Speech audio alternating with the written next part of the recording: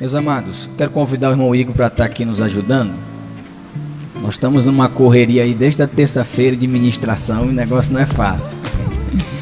Mas graças a Deus, Deus tem nos dado a graça, nos dado a força para continuarmos aqui esta obra. E hoje nós vamos estar falando sobre o último livro do Pentateuco. A outra. Estaremos falando aqui sobre o livro de Deuteronômio, não é isso, meu irmão?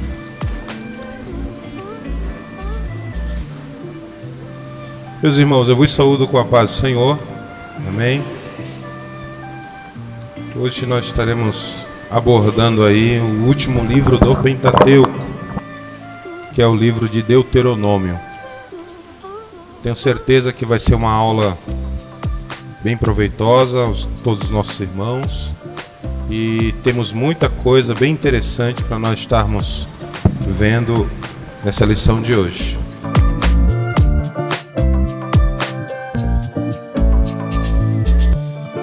Irmão Igor, a primeira coisa que nós devemos aprender aqui esta manhã é a questão da definição aí do livro de Deuteronômio, né? Como é que a gente pode chamar esse livro Deuteronômio aí no hebraico, no seu original? Como é que ele é chamado, irmão Igor? Bom, o livro de Deuteronômio, ele tem a sua origem numa língua hebraica, né? Chamada Devarim, que significa palavras. Ou então muitos judeus se referem ao livro de Deuteronômio como Eler Devarim, significa estas são as palavras. Glória a Deus. É interessante, irmãos, nós falando aqui sobre o livro de Deuteronômio, e, irmão Igor, nós podemos observar nesse livro que o povo recebe a lei lá no livro do Êxodo, né? Exato. Porém, agora aqui já é a repetição da lei. Irmão Igor, não é uma nova lei, para que os irmãos entendam. O Deuteronômio não é uma nova lei, mas é a repetição da lei. Para quem que eles estavam repetindo essa lei, irmão? Por ser uma repetição da lei e não ser uma segunda lei, Moisés estava repetindo a lei para aquela geração que não caiu no deserto, ou seja, aquela geração que sobreviveu ao deserto, que eram duas gerações. A geração que saiu do Egito, aí essa geração tiveram filhos, e a geração que saiu do Egito morreu no deserto, e ficaram os filhos daquela geração. E por serem filhos, então havia uma necessidade de uma repetição da lei para que estes filhos pudessem compreender a vontade de Deus. E falando aí sobre a repetição das leis, nós podemos entender que basicamente foi Moisés também que escreveu este livro, aproximadamente aí no ano 1406. Por quê? Lá, abra sua Bíblia aí, por favor, Números capítulo 32. Números capítulo 32, para você entender o que nós estamos falando aqui, que era a repetição da lei e não uma nova lei. Em número 32, versículo 10 a 13, a Bíblia está nos informando que devido à murmuração do povo, eles foram ali naquele vale chamado Vale de Escol, vistoriaram a terra, 2 homens carregavam um cacho de uva, dos 12 somente 2 voltam com resultado positivo, né? Josué e Caleb. Aí a sentença de Deus, olha, esta geração toda será consumida no deserto. Então toda aquela geração de 20 anos para cima não iria entrar na terra prometida, exceto Josué e Caleb. De 20 anos para baixo, aquela nova geração que chegariam a entrar na terra prometida. Por isso, irmão Igor, a importância do livro de Deuteronômio, porque uma nova geração, é um novo povo, aquele povo cresceu, já estava maduro, já ali próximo de entrar na terra de Canaã. Aí Deus usa Moisés para trazer a repetição das leis, a palavra de Deus para eles, para que eles não pudessem esquecer os feitos de Deus, as maravilhas de Deus, como Deus tirou eles do Egito, como Deus fez ele passar pelo Mar Vermelho. Então as leis, as instruções, a questão da adoração, e tudo isso Deus estava ensinando para eles aqui no livro de Deuteronômio, não é isso mesmo? Exatamente.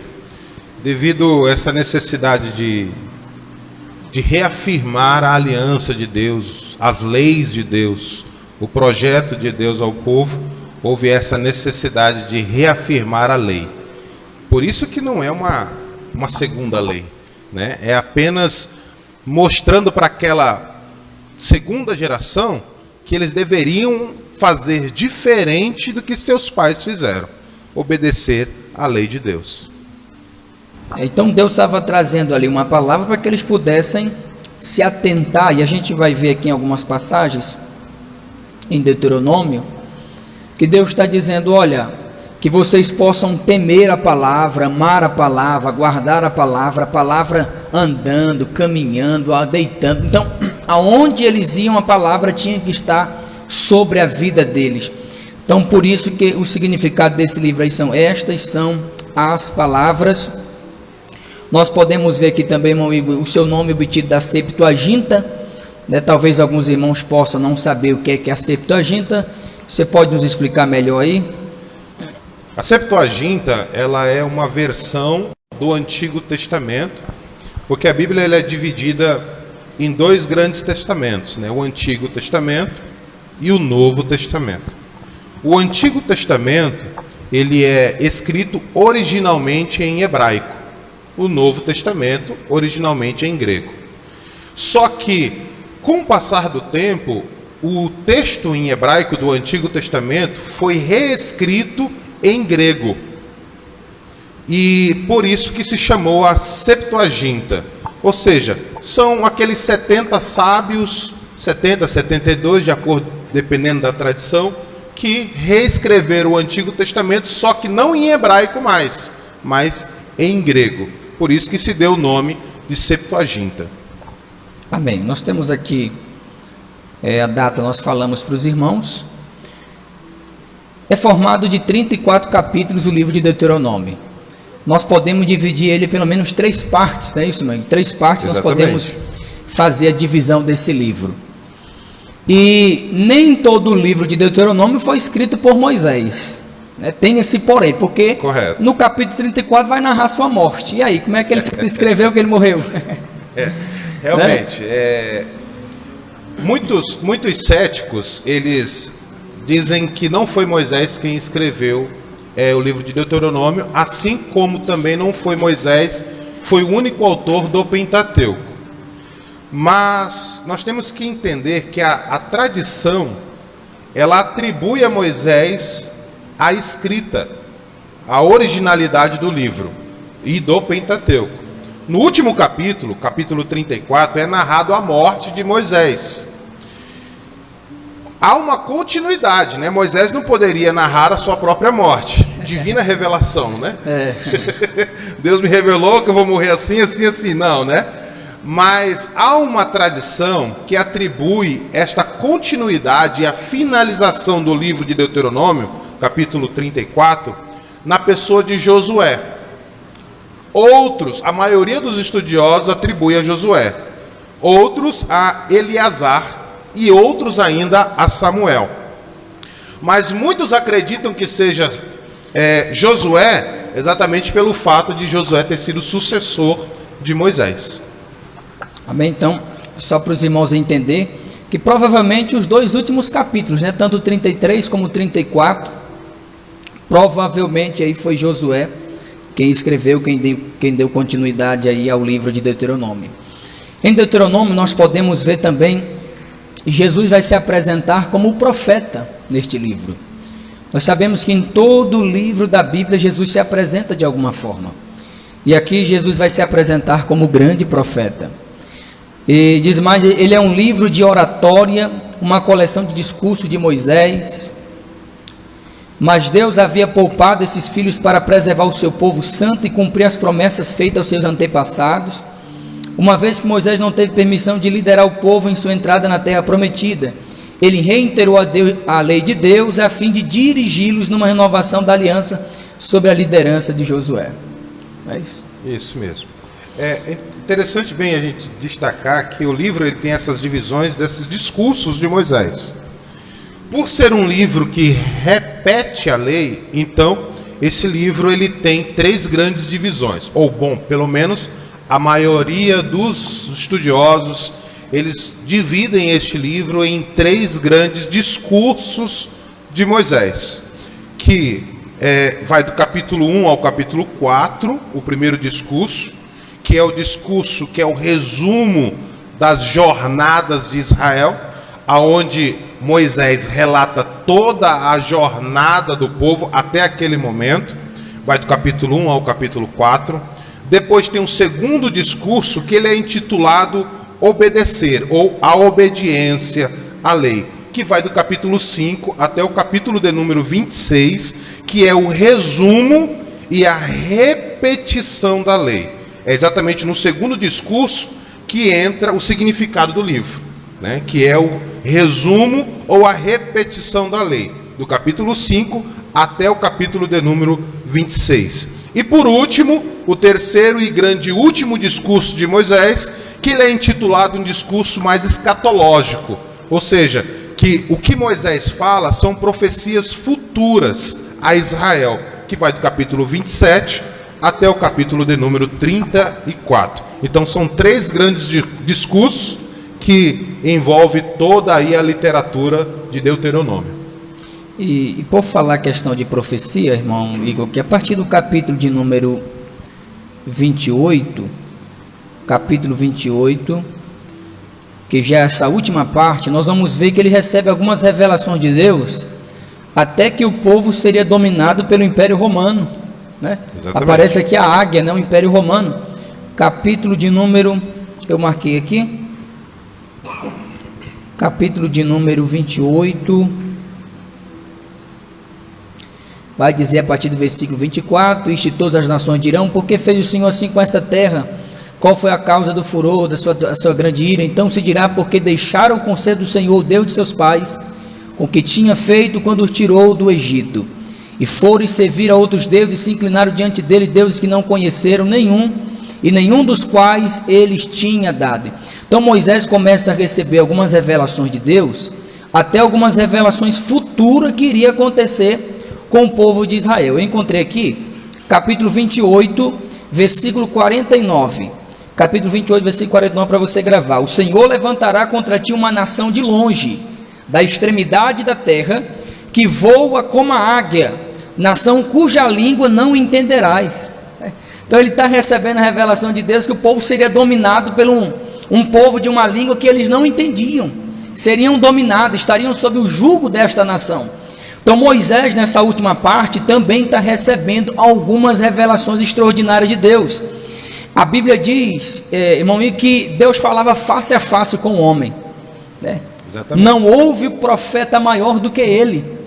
E nós podemos ver, eu faço uma pergunta aqui para os irmãos, os auxiliares não podem responder, tá? Os auxiliares não podem. Com quantos anos aqui Moisés morreu, irmãos?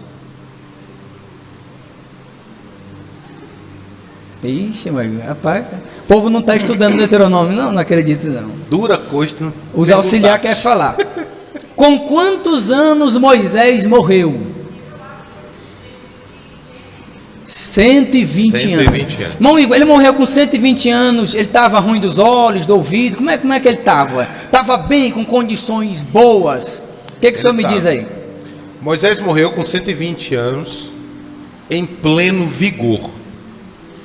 Em pleno vigor, como a gente costuma mencionar, né? Ele estava bom dos olhos, estava bom das pernas, estava bom do ouvido. Moisés era um garotão de 120 anos, e uma evidência da sua saúde foi o fato de Deus ter chamado ele o monte Nebo, né? Para subir um monte, aquele monte ali, irmãos, geograficamente falando, para você subir aqui, Não era brincadeira não. Não era brincadeira não. Para subir um montezinho aqui, tem gente que já pena, né, irmão? Já só uma serra. Imagina esse monte aqui. Então, esse homem com 120 anos em pleno vigor físico. Pleno vigor físico. Porque Deus mostrou, mandou ele subir no monte para ele ver a terra. Ele só viu, né? Só contemplou as campinas, contemplou a maravilha de Deus. Com 120 anos morreu Moisés. Interessante também que ele tem um outro cântico, né? Lá no Salmo de número 90. Salmo 90 dá-se atribuição para Moisés. Então ele está trazendo aqui no capítulo de número 32, você vai ver epígrafe diz, último cântico de Moisés. Então ele está trazendo alguns cânticos, por quê? Porque nós sabemos que o povo de Deus gosta muito de louvar. Sim. Né? Nós sabemos que o povo de Deus gosta muito de exaltar a Deus, de se lembrar das suas maravilhas. Nós conhecemos aí Davi como um homem que fez muitos salmos, louvava, exaltava o nome de Deus.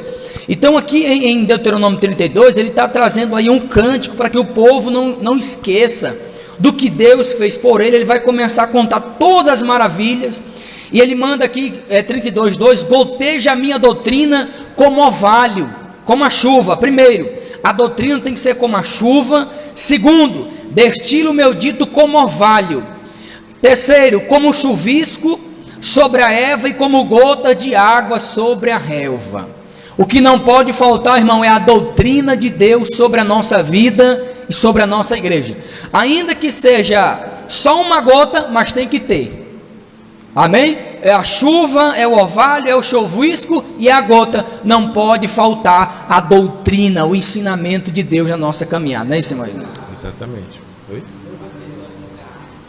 Exatamente, você vê que há sempre uma repetição. Sim. Do líquido, né? Sendo ele em gotas ou sendo ele em chuva, mas sempre a terra deve estar sempre com a presença daquilo que traz a vida, né? Que é a palavra de Deus, que é a doutrina.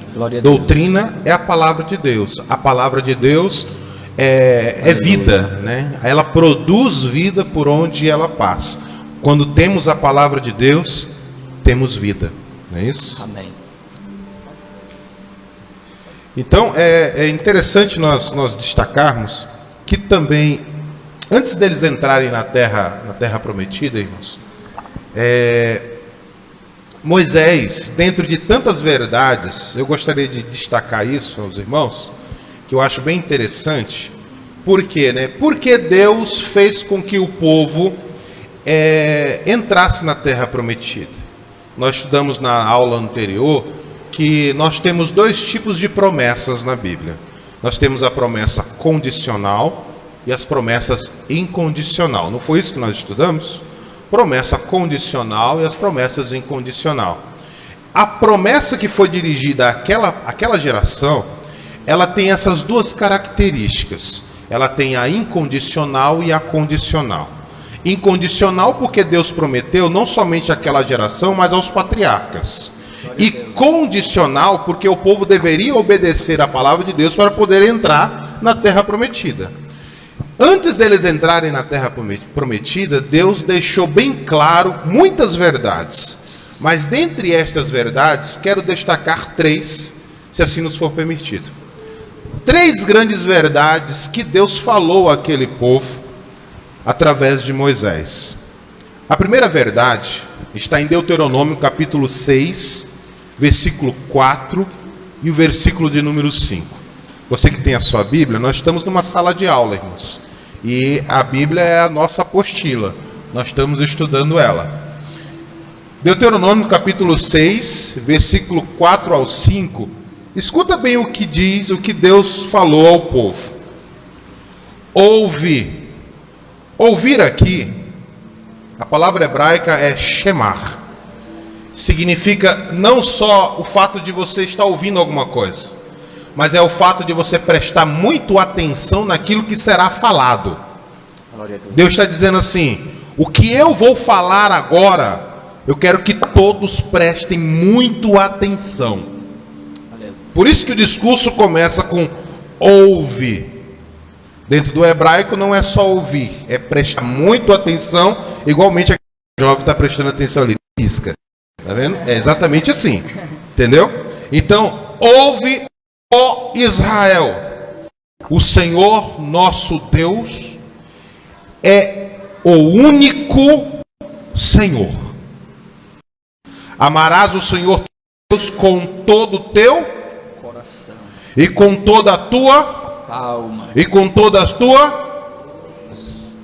Algumas têm forças, né? Outras têm força, mas o que Deus queria dizer com isso? Deus tirou o povo de uma terra idólatra, o Egito. Lá praticava o politeísmo, né? Vários deuses. E Deus estava implantando o monoteísmo. Ou seja, eu sou o único Deus e fora de mim não há outro. Então ouve Israel, eu sou o único Deus. Não existe outro além de mim. Para tirar da mentalidade daquele povo que poderia existir outros deuses semelhante ou superior a Deus, que era a mentalidade do Egito. Eu digo, pastor, que não foi difícil Deus tirar o povo do Egito. Foi difícil tirar o Egito deles, né? O Egito de dentro do povo. Verdade. Que afinal de contas foram 430 anos. Então, como é que é isso? A expressão hebraica é Shemar Israel Adonai, Elohenu Adonai Echad. Esse Echad significa que Deus, ele é único, porém, Deus pode fazer tudo aquilo que o povo necessitava. Ele é um Deus composto. Aleluia. Ele é um Deus que tem várias formas de agir. Tem várias formas de fazer. Então Deus estava dizendo: creia que eu sou o único Deus e eu posso fazer tudo por vocês. Aleluia. Esta é a primeira verdade. A segunda verdade está em Deuteronômio capítulo 7, versículo 6 ao versículo de número 9. Aqui começam os motivos pelos quais Deus vai colocar o povo na terra e o motivo pelos quais Deus vai tirar aquele povo que habitava naquela terra, vai exterminar com aquele povo, vai tirar aquele povo de lá para poder colocar o seu povo. Escuta o que Deus disse ao povo: porque povo santo és ao Senhor teu Deus. Deus lembrando a santidade. O Senhor teu Deus te escolheu para que lhe fosses o seu povo próprio, de todos os povos que sobre a terra há. O Senhor não tomou prazer em vós. Deus está dizendo: o meu coração não se alegrou com vocês. O que Deus estava fazendo era graça, favor e merecido. O meu coração não teve prazer em vós, nem vos escolheu, porque vossa multidão era mais do que a de todos os outros povos, pois vós ereis menos em número do que todos os outros povos. Ou seja, eu não escolhi vocês porque vocês são grandes, numerosos. Pelo contrário, vocês são pequenininhos. Vocês são pequenos. Número. Bom, Igor, vale ressaltar que não era só uma nação, não, era povos, né? Era povos. Diversas povos. Nações. Ou seja, existiam outras nações que eram muito mais numerosos, muito mais poderosos do que aquela nação escrava que estava lá no Egito, que aproximadamente foram quase 3 milhões de pessoas que saíram do Egito. Então, eu não escolhi vocês, imagine só, 3 milhões de pessoas, Deus dizendo assim: eu não escolhi vocês porque vocês são numerosos. 3 milhões de pessoas. Vocês não são numerosos. Tem nação aí que é maior. Aí olha o que Deus diz para eles: pois vós ereis menos do que todos os outros povos, mas porque o Senhor vos ama. Aleluia. Graça. Deus amando Aleluia. Aquele que não o ama. Oh, glória a Deus. É o favor imerecido de Deus. Oh, glória a Deus. Aleluia. Deus amando aquele quem não pensava nele. Graça. Aleluia. Para guardar o juramento que juraste a vossos pais, o Senhor vos tirou com mão forte e vos resgatou da casa da servidão, da mão de Faraó, rei do Egito. Sabe por quê? porque eu te amo. Aleluia. Saberás, pois, o Senhor teu Deus é Deus, o Deus fiel, que guarda o conserto e a misericórdia até 1000 gerações aos que o amam e guardam os seus mandamentos. Veja as verdades que Deus disse àquele povo.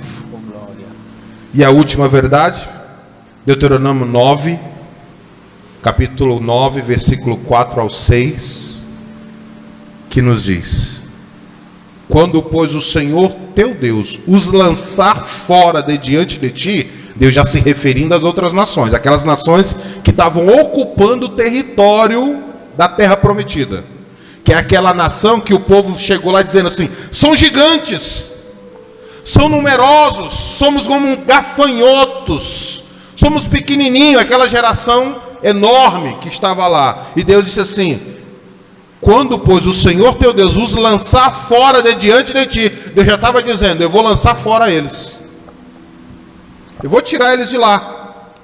Aí diz assim, ó: não fales no teu coração dizendo: por causa da minha justiça é que o Senhor me trouxe a esta terra para possuir. Deus estava dizendo: eu vou tirar aquele povo de lá de dentro e vou colocar vocês, mas não ouse pensar que eu estou fazendo isso porque vocês são justos. São palavras duras, irmão, né? Irmão Igor, aí é uma tipologia da salvação. Salvação todinha. É o que a Bíblia diz em Efésios 2:8. Porque todinha. Pela graça sois salvos por meio da fé, e isto não vem de vós, é dom de Deus. E o 9: não por obras, para que ninguém se glorie. A salvação é a graça de Deus. Deus dizendo isso. Aleluia. Não foi mérito, não é vocês. Não é porque vocês são grandes, numerosos, não é porque vocês são justos, não é porque vocês são bonzinhos, não. Aleluia. É a minha misericórdia, é o meu amor, é a minha graça, é o meu poder. Oh, glória a Deus.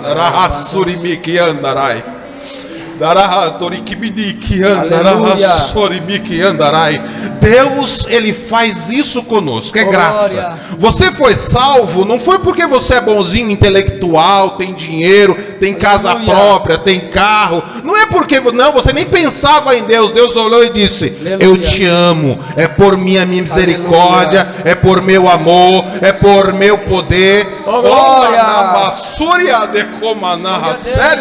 Deus é aquele que age em nossa vida por bondade, por misericórdia, por graça. É dom. Dom vem do alto. É do alto que vem um dom. E observe outras coisas que ele diz: porque pela impiedade destas nações, é que o Senhor os lança fora diante de ti. Deus estava dizendo: eu vou castigá-los, porque eles são ímpios. Vou tirá-los, porque eles são ímpios. Deus é justo. O trono de Deus é justiça, juízo, amor, fidelidade. Nós estudamos na aula passada. Estudamos. Fidelidade, santidade e justiça, juízo. Para nós finalizarmos, ele diz: nem pela retidão do teu coração, porque não é por causa da tua justiça, nem por retidão do teu coração, que entras a possuir a terra, mas pela impiedade destas nações, o Senhor teu Deus os lança fora diante de ti. E para confirmar a palavra que o Senhor teu Deus jurou aos teus pais, Abraão, Isaque e Jacó. Sabe, pois, que não é por causa da justiça que o Senhor teu Deus te dá esta boa terra para possuí-la, pois tu és povo obstinado. Deus, é como se Deus massacrasse, né? Deus massacrou o povo. Deus massacrou o povo. Deus tirou todo sentimento e qualquer sentimento de vanglória do meio do povo. Aleluia. E esse aqui foi o último discurso. Os 3 grandes verdades que Deus disse àquele povo. eu analisando aqui sobre o livro de Deuteronômio, nós podemos ver também o cuidado de Deus.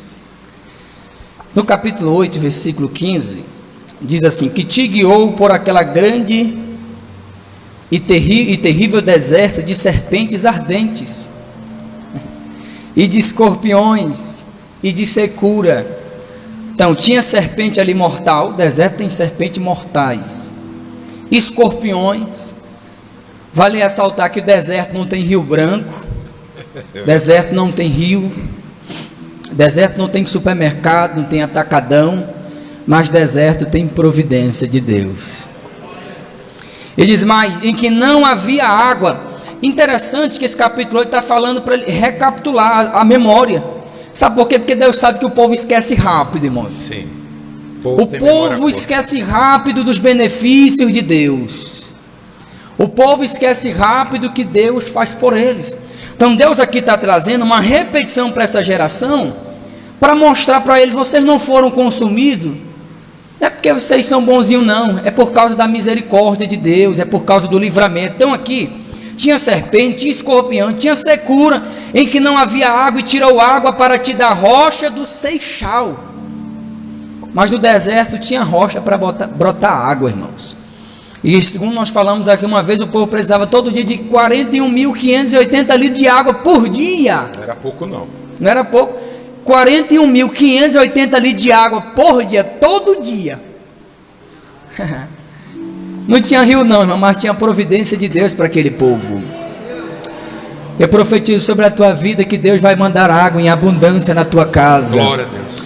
Na tua família, em nome de Jesus. Eu profetizo também que nenhuma serpente vai lhe matar, porque a serpente aqui representa o próprio Satanás, não vai lhe matar.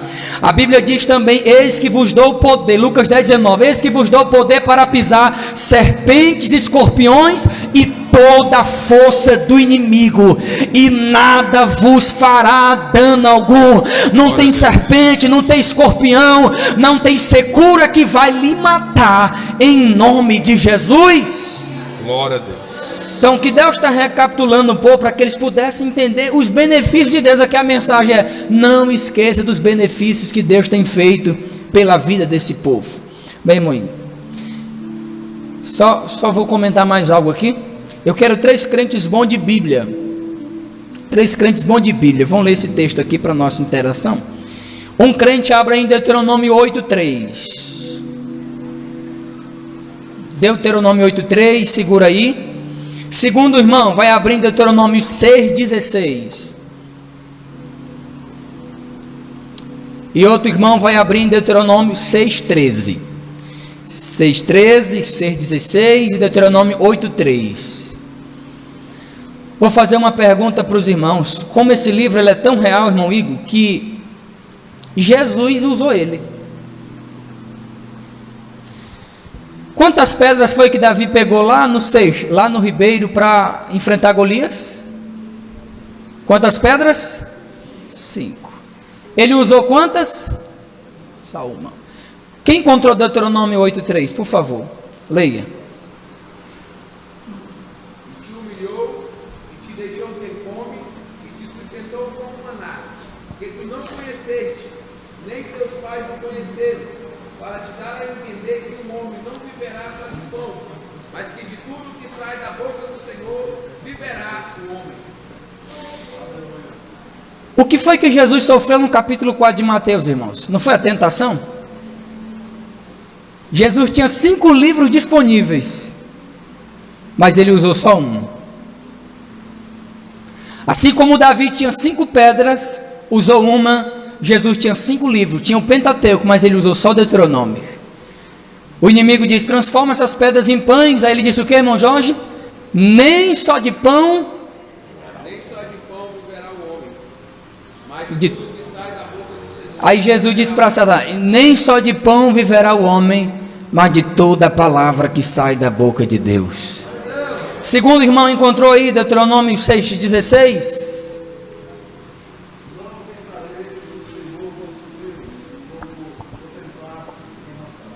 Aí o inimigo levou Jesus lá para um pináculo do templo. Aí ele disse: olha, tu pode se lançar daqui, tu vai dar ordem aos teus anjos e eles vão lhe socorrer. Aí Jesus disse, irmão Elielso, não tentarás o Senhor teu Deus. Deuteronômio. Outro irmão aí, Deuteronômio 6:13. Está bem pertinho do 16 aí. 6:13.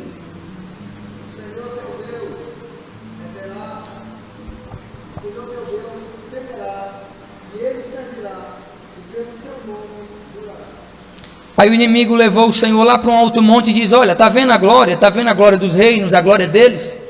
Tudo isso te darei se prostrado me adorares. Aí Jesus responde, diácono Elisvaldo, vai-te Satanás, porque está escrito, ao Senhor teu Deus adorarás e só a Ele servirás. Deuteronômio. Assim como Davi de 5 pedras usou uma, Jesus tinha 5 e usou uma.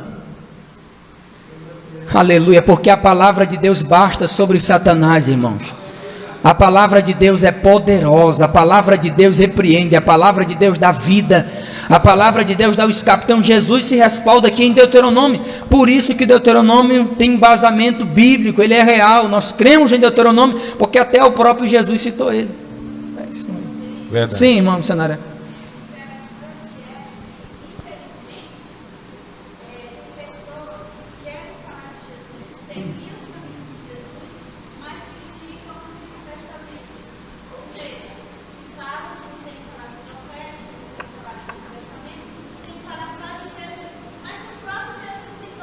Com certeza. Não, tem gente que só quer o Salmo 23 para ele no Antigo Testamento. Só quer o 46, só quer o 91. Só coisa boa. Só quer as coisas boas.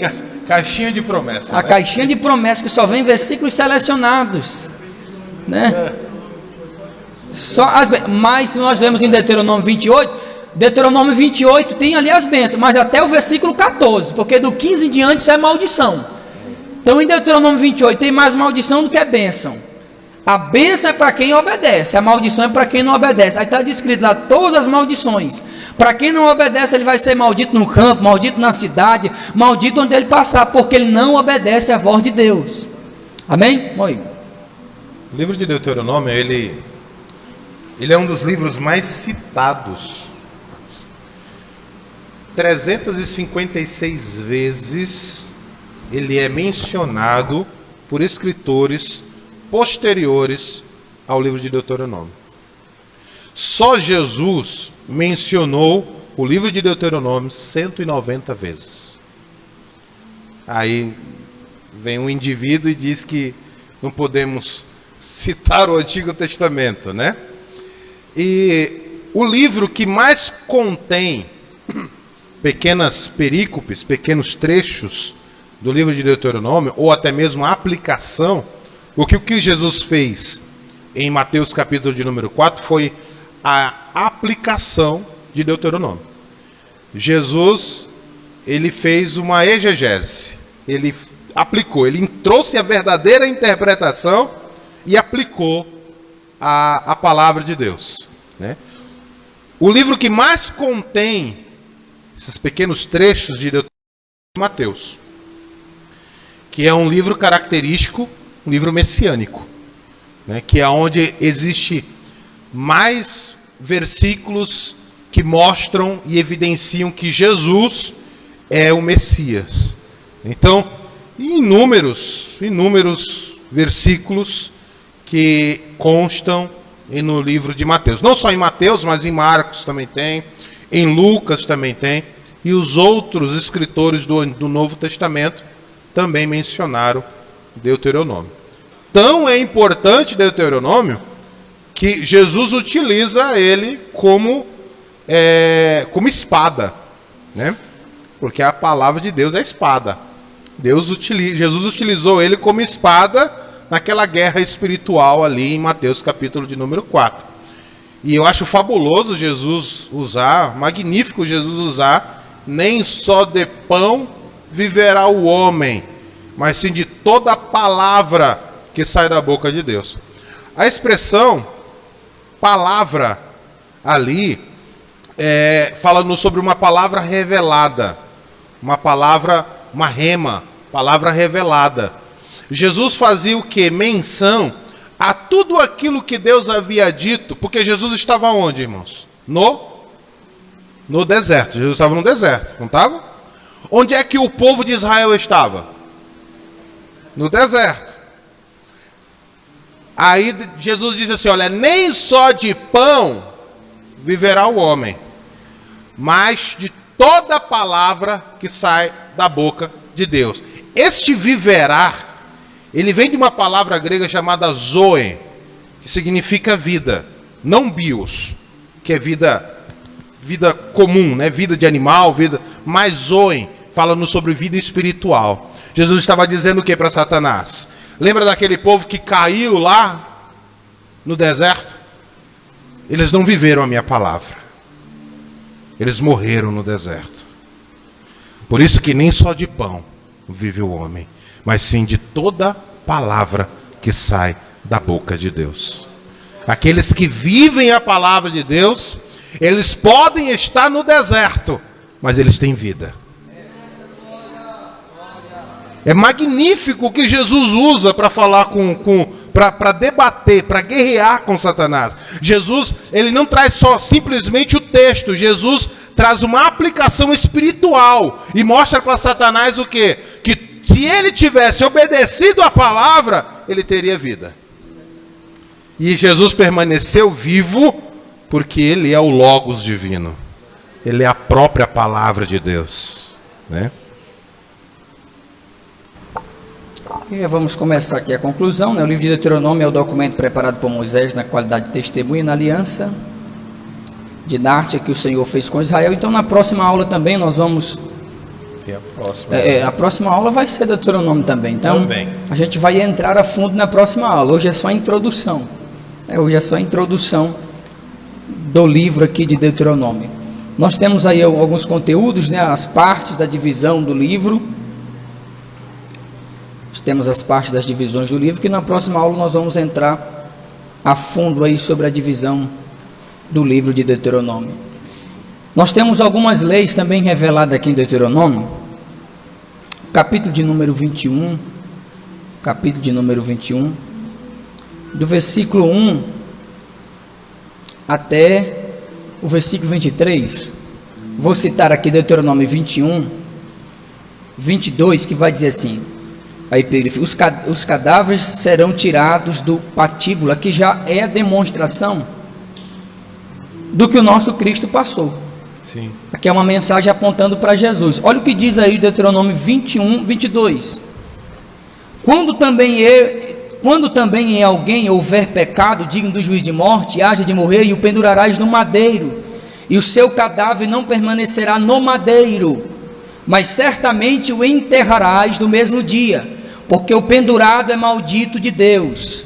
Algum crente, por favor, abra sua Bíblia lá em Gálatas, capítulo de número 3, versículo de número 13, Gálatas 3,13, que vai fazer a combinação aqui com esse texto. Porque o pendurado é maldito de Deus, assim não contaminarás a tua terra, porque o Senhor teu Deus te dá em herança. Gálatas 3,13, o que te diz, missionária?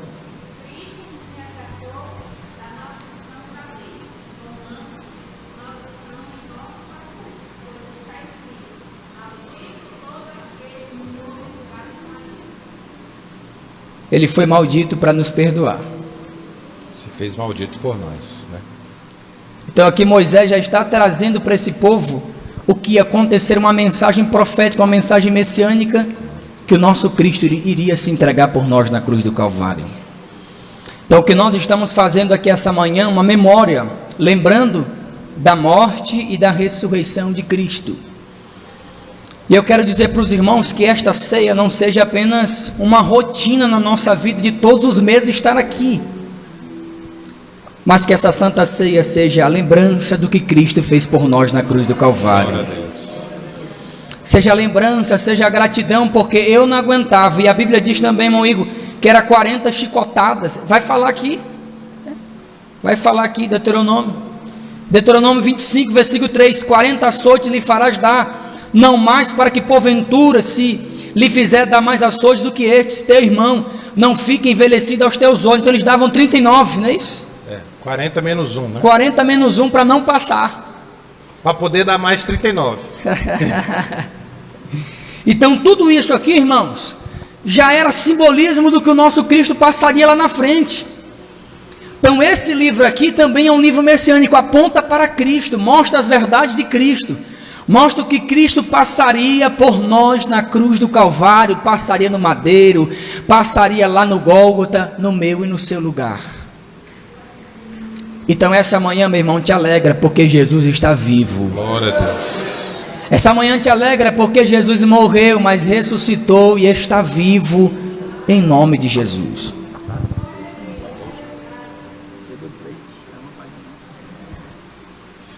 Irmãos, a próxima aula nós estaremos falando sobre os discursos de Moisés. Daqueles 3 grandes discursos, na próxima aula será detalhado com mais minúcias, né? Que é para deixar curiosidade, né? Só para deixar curiosidade. Eu tenho certeza que os alunos vão ler a revista, vão meditar para poder assimilar bem o conteúdo. Esse livro de Deuteronômio, ele é magnífico, ele é maravilhoso, faz parte do Pentateuco e é a base. Pentateuco é a base para todo o critério de lei que se saiu a partir do Pentateuco. Porque esta lei, nós podemos ver, coisa que foi falado, nós podemos ver lá em Jesus. O povo agindo da mesma maneira que na lei lá atrás estava falando. Ou seja, ele é o parâmetro para as leis que viriam ser formuladas ao longo da história daquela sociedade. Bom, e vamos fazer só um breve resumo. Em Gênesis nós temos a criação, né? Exatamente. Nós temos o começo do povo, nós temos o homem caído, o homem que pecou, o homem que caiu, o homem que errou o alvo. Em Êxodo nós temos o que lá, irmão? Em Êxodo, o homem redimido, ou também a organização do povo e a entrega da lei. Sim.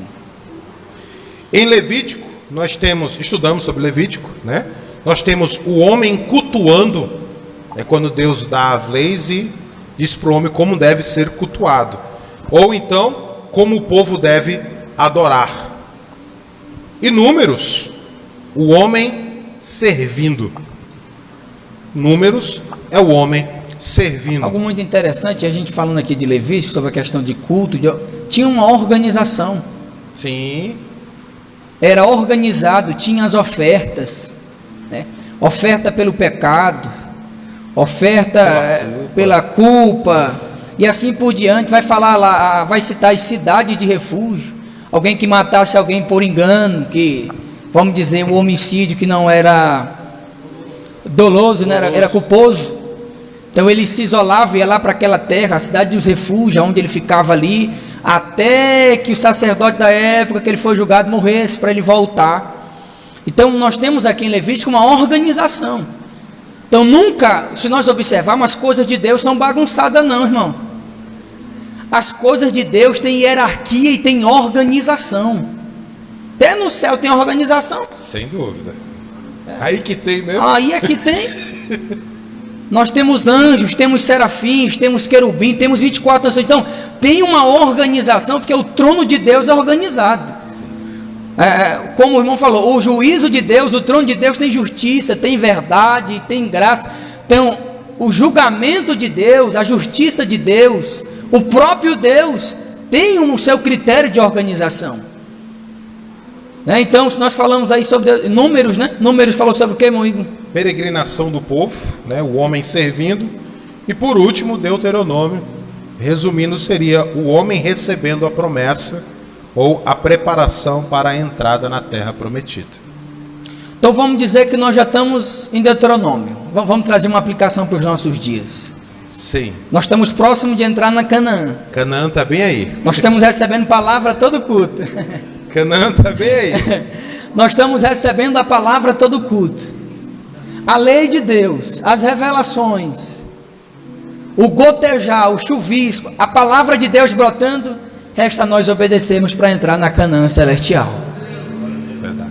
Amém? Então essas são as verdades que nós aprendemos aqui esta manhã, em nome do Senhor Jesus. Eu sei que na próxima aula também vai ser uma bênção. Algo aqui para ficar frisado, quem quiser anotar. Orlando Boyer, o missionário, diz assim: Deuteronômio é como a última palavra que um pai cheio de amor e fervor dirige na hora da morte a seus filhos indisciplinados. Vou repetir: Deuteronômio é como a última palavra que um pai cheio de amor, próprio Deus, e fervor dirige na hora da morte a seus filhos indisciplinados. Amém? Só quem crê na palavra fica de pé em nome de Jesus. Irmão Igor, muito obrigado. Sempre que leio a história de Cristo,